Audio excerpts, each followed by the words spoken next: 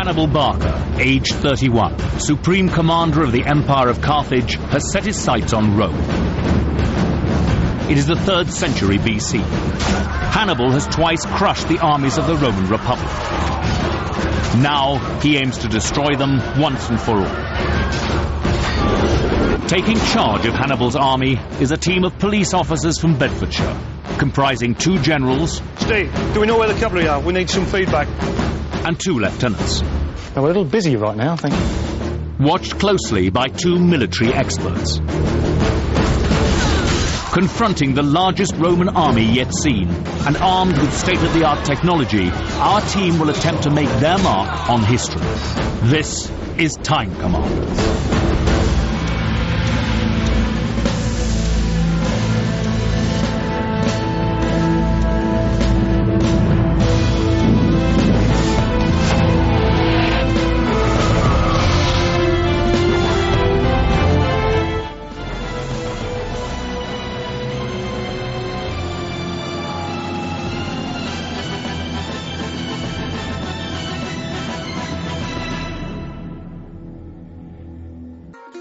The year is 216 BC. The place is Cannae, southern Italy, the battleground for 2 rival empires. Rome and Carthage have shattered an uneasy peace of 20 years. Carthage, the North African empire of the Western Mediterranean, is led by Hannibal, a tactical genius.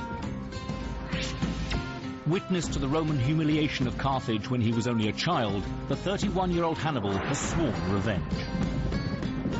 His plan is to crush the Romans in their heartland, smashing their armies and turning their allies against them. Striking at the very heart of the Roman Republic, Hannibal has marched 1,000 miles overland, through Spain, across the Alps, and into northern Italy. Hannibal's tactics at the battles of Trebia and Lake Trasimene have left 100,000 Roman soldiers dead, cementing his reputation as a military genius with a flair for careful ambush and clever use of his superior cavalry. Now fighting for its very survival, Rome has assembled the largest single army the Republic has ever seen, some 86,000 men. This army is heavily equipped and trained to attack with a central legionary line, flanked by cavalry. Together, the legions form an almost impenetrable wall. But if cavalry and legions can be separated in battle, the Roman plan may fall apart. The Roman army confronts Hannibal at Cannae, pitching camp not far from Hannibal's site. In previous encounters, Hannibal has lured the Romans into battle, baiting them with his agile skirmishers. But this time, both armies hold back. The 2 leaders of the Roman army are confident of victory, but are very different men. Paulus, the more experienced of the 2, is cautious.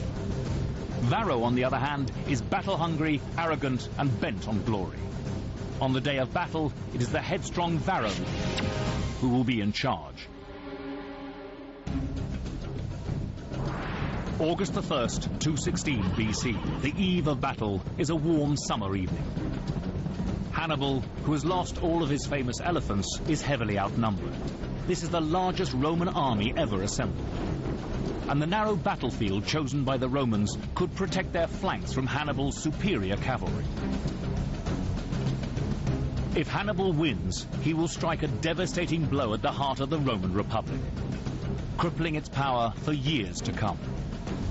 If he is defeated, he can expect no mercy in a hostile land far from home.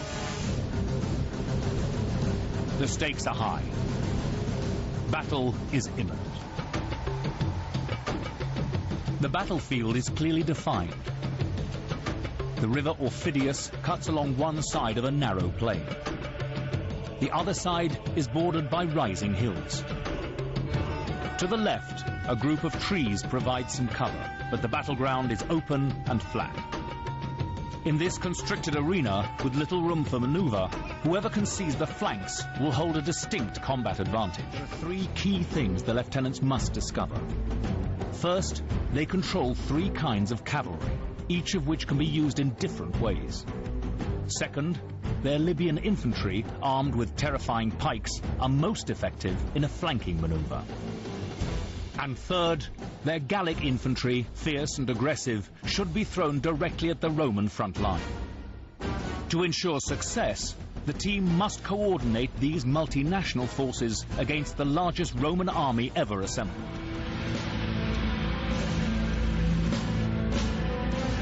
The team's lieutenants will have to discover as much as they can about Hannibal's troops, an army drawn from across the ancient world, battle-hardened and experienced, which has already thrashed the Romans twice before.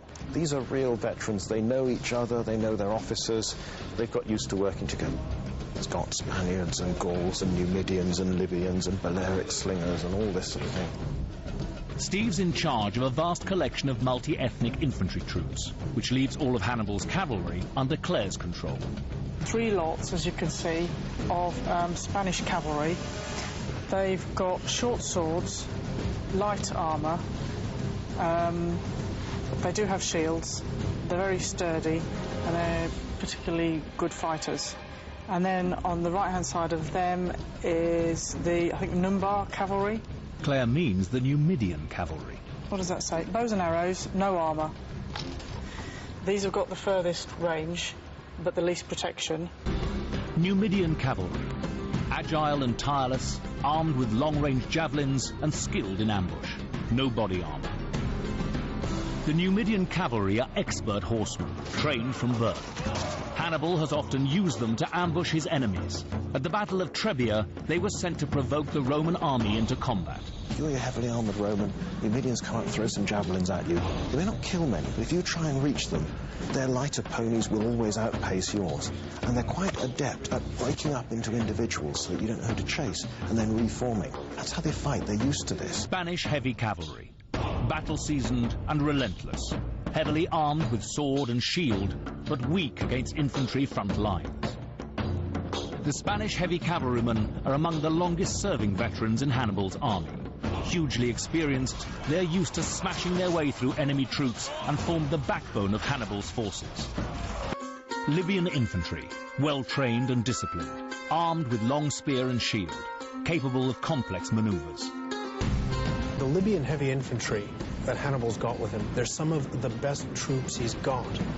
They're armed with long spears, and they're trained in something very much like the old phalanx formation used by Greek soldiers for a very long time. As long as the Libyans keep their cohesion, they're very hard to beat.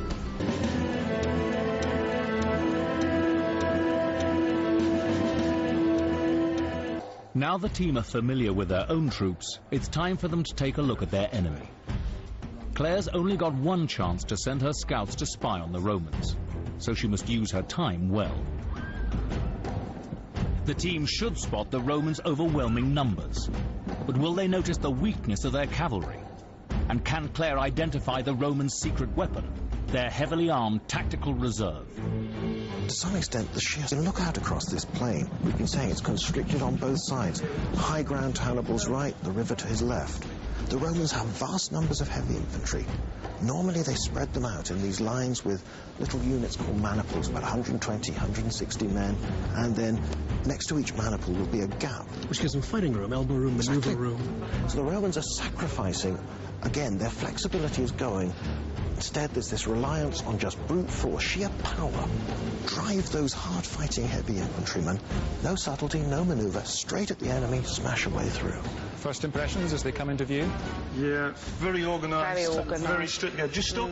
These are old-fashioned legions.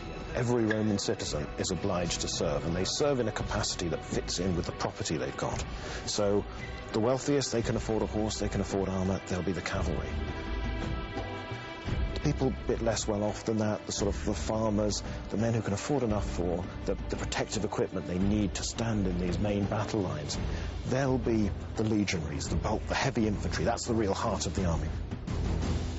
And then the poor, or those too young to serve with the main infantry lines, they'll be your skirmishers, your light infantry. So all they need, a helmet, a bit of animal skin to decorate it, a small shield and some javelins.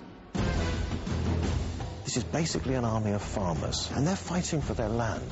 They've seen Hannibal's army marauding through Italy, and farmers like theirs have been dispossessed, their places have been burnt down, the crops have been taken. It's a real humiliation. They feel this shame bitterly.